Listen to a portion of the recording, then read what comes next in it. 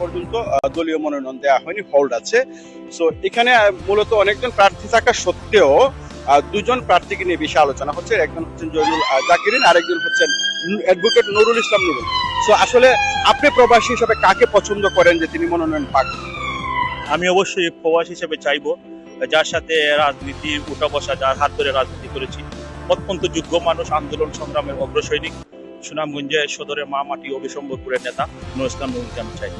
So Nurul Islam নুরুলকে আপনি প্রার্থী হিসেবে দেখতে চান, আসলে এর পেছনের মূল কারণ কি? আসলে তিনি কি অবদান আছে বলে মনে করেন যে তিনি পাওয়ার যোগ্য?